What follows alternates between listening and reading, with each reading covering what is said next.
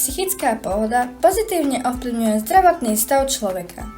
Podľa výskumov dokonca znižuje množstvo užívaných liekov proti bolesti a urýchľuje liečbu.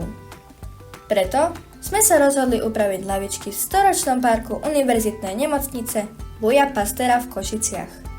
S touto obnovou máme skúsenosti, pretože sme podobný projekt realizovali už v minulom školskom roku.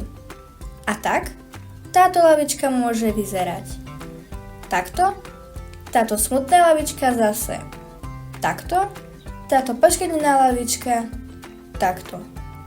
A nakoniec zmeníme na nepoznanie aj túto lavičku takto. Na návrhoch už usilovne pracujeme. Ak na tento projekt prispiejete viac ako 19,90, poskytneme vám zdarma masáž rúk v našom školskom kozmetickom salóne. Za všetky dary vopred ďakujeme.